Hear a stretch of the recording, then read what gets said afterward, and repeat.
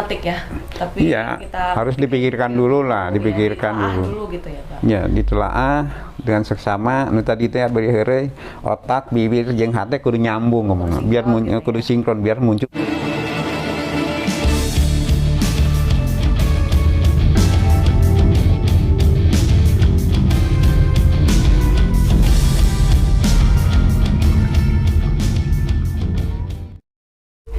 Assalamualaikum warahmatullahi wabarakatuh. Selamat Waalaikumsalam. pagi teman-teman Misteri Mbak Suci dan selamat pagi Pak Mul. Pagi Mbak Suci, pagi-pagi Pak udah Mul? alhamdulillah sehat. Pagi-pagi saya udah gabung sama Pak Mul. Mohon maaf nih ya Pak ya. Sono sih. Iya, kayak gitu. Kebetulan saya ada di Subang, terus hubungi Pak Mul, bisa nggak ketemu, mau silaturahmi. Alhamdulillah mau menyempatkan diri datang ke rumah. Iya. Hubungin ya. Diperbolehkan teman-teman, ya alhamdulillah ya.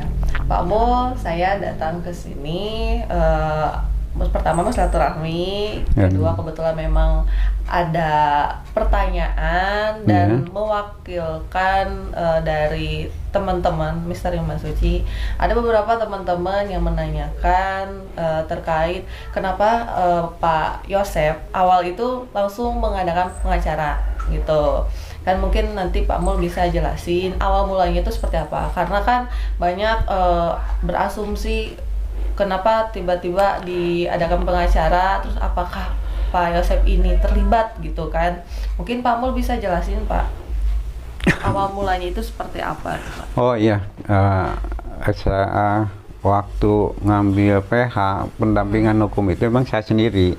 Oh, dari Pak Mul sendiri? Enggak, gitu? itu bukan permintaan kakak saya, bukan. Tapi dari Pak Mul dari sendiri? saya sendiri dengan alasan setelah saya lewat ke TKP, tadinya saya dengar bahwa di TKP tidak ada yang rusak. Ya, lihat pintu. Akhirnya terbesit dalam pemikiran saya, jangan-jangan ini orang terdekat, keluarga paling tidak menengah yang cukup mengenal dengan almarhumah, kan seperti itu. Akhirnya ya maaf saya sendiri kan akhirnya curiga ke Pak Yosep, ke Bu Mimin, ya, ke Yori sendiri, kan gitu ya. Sangat curiga karena kalau dari Bang Rusak berarti yang suka keluar masuk rumah itu dong, kan gitu. Akhirnya saya keberkesimpulan udah pakai pengacara, kan gitu. Pakai pengacara, intinya maksud saya udah lobby dengan pengacara, kebetulan teman tolong dipres dong, kan gitu.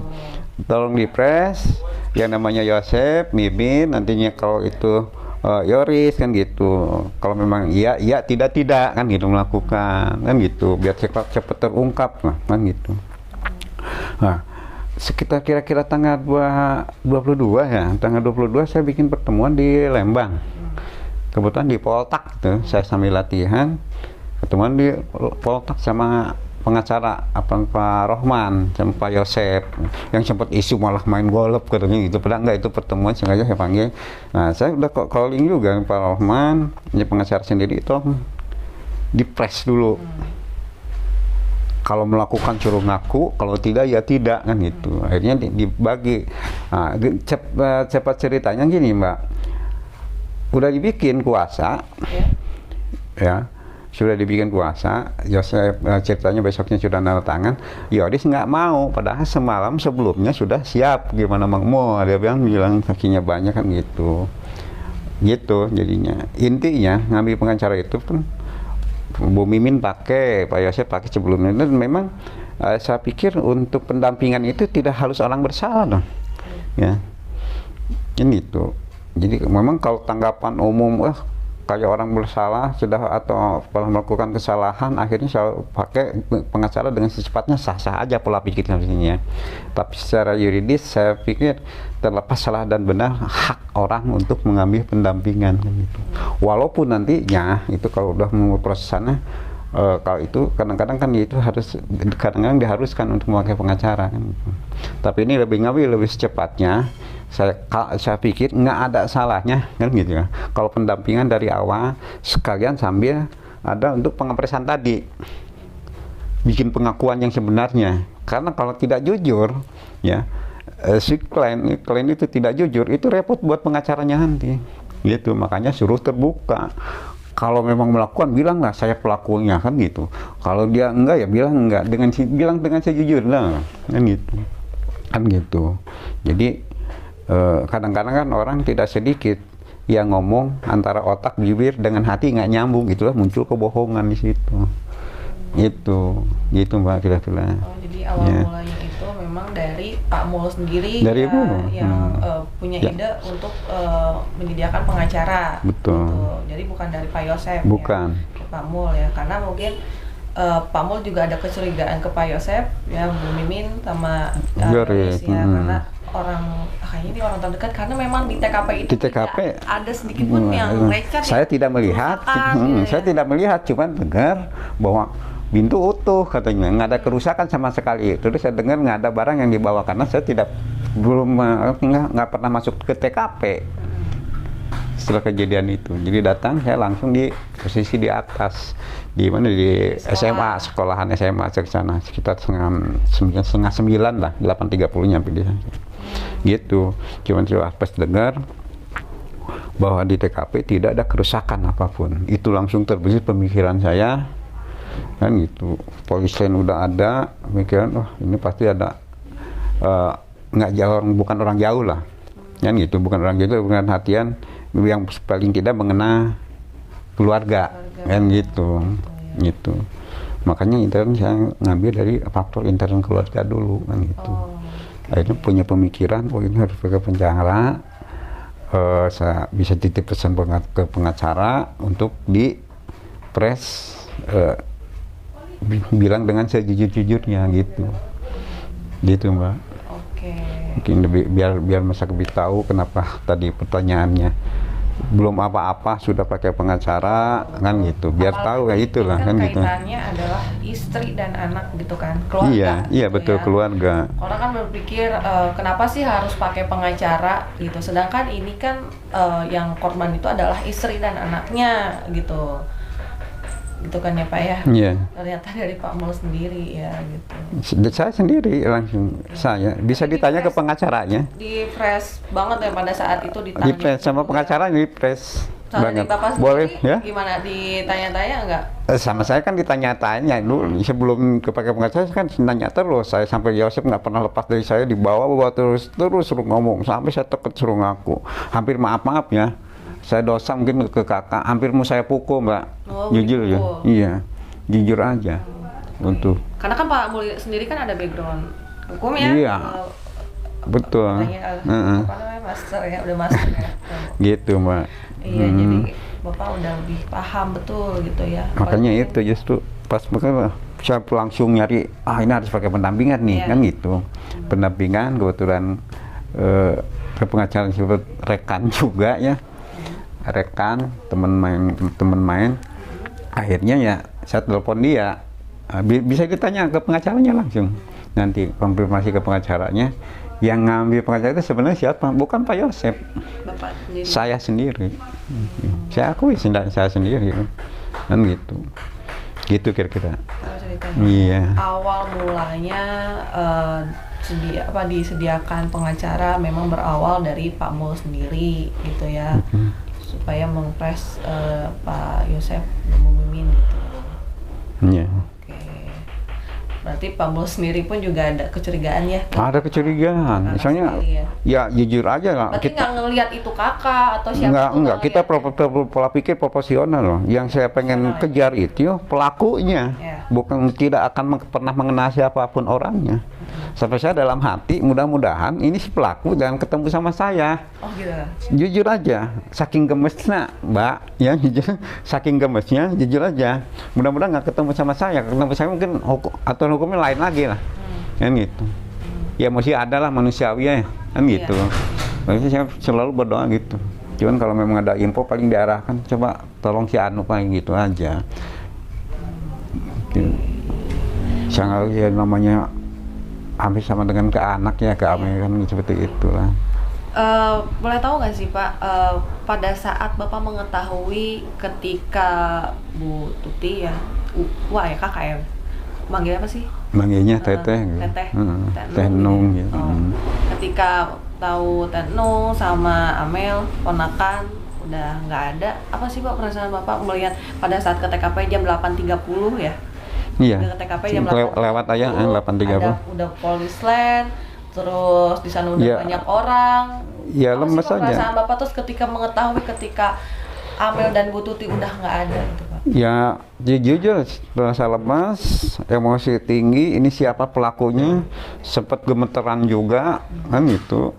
Sampai nanya kebetulan saya ketemu sama Yoris langsung sama di atas tuh di SMA itu sama Riz, di situ ada temuin. Malah saya mau ke TKP itu kata Riz itu jangan kan gitu. Jujur ya. Sudah nggak bisa dibicarakan perasaannya kayak gimana lah kan gitu. Karena memang dekat sekali ya Pak ya, kan suka main di lapangan ya. Kalau di lapangan golf sering ketemu, kalau di rumah selama di rumah itu 20 tahun saya bisa dihitung sama jari ke rumah dia tuh. Kurang begitu akrab sebenarnya gitu. Cuman kalau ada apa-apa sering suka komunikasi gitu. Jarang aja kali ya, jarang main ke rumah karena kesibukan masing-masing. Ya paling kata saya juga kalau saya mau, kebetulan saya ketua komite SMA di Jalan Cagak. Kalau saya SMA yang di depan rumah itu TKP. Itu ketua komitenya. Katanya kan ada beredar isu bahwa Bapak itu komite di yayasan. Saya nggak pernah ikut campur dengan yayasan dan tidak terkait dengan yayasan sama sekali malah. Gitu. Ke yayasannya seingat saya belum lebih dari 2 kali nginjak ke sana. Ya, pertama pembukaan waktu itu, kedua lagi membangun apalah, dan dia saya main pas lewat ada Pak Yosef, saya mampir ke sana pernah dulu itu tahun berapa lah saya lupa lagi. Terus kalau ya yang tadi kata Mbak di depan kan ada SMA 1 di Jalan Cagak itu ketua komitenya saya. Gitu. Jadi kalau ada pemberitaan bahwa saya ketua komite di yayasan, ya tolong diluruskan aja nanti sama Mbak kan gitu ya. Sekarang Bapak klarifikasi ya teman-teman Mbak Suci bahwasanya gitu. Pak Mul ini bukan ketua komite di yayasan itu ya, tapi di SMA yang depan TKP. TKP di situ saya kalau mau lewat situ, kadang-kadang kan parkir saya di bawah pinggir warung nih, dia lagi nyapu, menuju naon, menuju sesapu ngomong, Amel ayah menuju ibak, kan gitu lewat salaman aja enggak siapa, pergi gitu. Tapi kalau dari segi pandang Bapak sih, kalau Bu Tuti dan Amel tuh orangnya kayak gimana sih Pak? Ya setahu saya ya karena satu kurang dekat ya kan gitu ya baik aja, apalagi lihat Amel itu gimana ramah banget sih orangnya lihat Amel itu. Kalau lihat jalan sampai nunduk-nunduk orang ngelewati boleh tanya lah dia jaga. Makanya gimana bisa ngomong lah. Bisa ngomong ya karena pastilah ya Pak. Apalagi meninggalnya seperti itu tragis ya Pak ya pasti. Dari keluarga pun juga rasa terluka gitu ya. Apalagi suka ketemu waktu di lapangan baik gitu ya sama Pak sama semua keluarga. Baik orangnya. Intinya ya sabar ya Pak, ikhlas. Ya mudah-mudahan cepat terungkap banyak. Amin. Secepatnya udah sekian lama 100 berapa mungkin? Iya, udah lewat kayaknya. Hampir 110-an ya. 3 bulan lebih. Ya mudah-mudahan doain.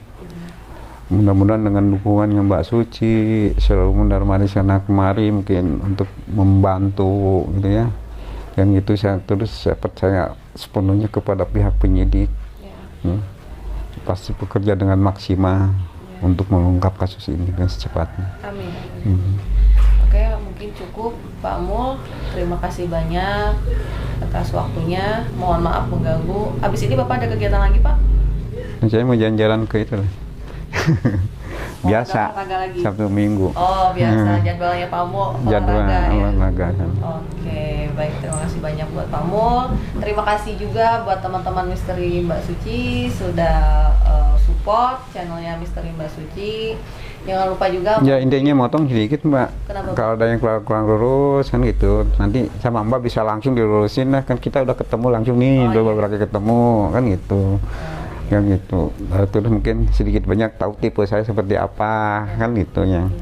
Ada yang ya kayak tadi saya ada yang pernah menyebutkan ketua yayasan itu kurang tepat kan. Sekarang Mbak Suci udah apa kan gitu ya.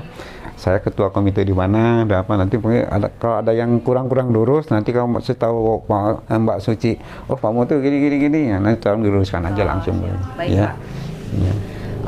Buat teman-teman, sekali lagi saya ingatkan, kalau nonton, jadi jangan di skip gitu ya Pak ya, jadi biar nggak miskomunikasi nih, maksudnya biar nggak salah paham gitu. Jadi ditonton dari awal sampai selesai biar tahu oh ternyata ini gitu. Jadi tidak langsung baru nonton langsung komen gitu ya Pak ya. Iya. Karena jangan yang ngetik ya, tapi kita harus dipikirkan dulu lah, dipikirkan dulu gitu ya Pak. Ya, ditelaah dengan seksama. Nu tadi teh beri heureuy otak, bibir jeung hate kudu nyambung ngomongna. Biar kudu sinkron, biar muncul kejujuran jawabannya. Di situ. Oke Pak Mo, terima kasih banyak buat teman-teman Misteri Mbak Suci juga terima kasih ya, terima kasih sudah bantu supportnya. Jangan lupa juga follow Instagramnya Misteri Mbak Suci kalau pengen lebih dekat lagi dengan saya ya teman-teman, atau mau cita-cita boleh, karena ada teman-teman beberapa juga udah DM ke saya, nggak apa-apa ya teman, kita sharing sama-sama sharing gitu ya.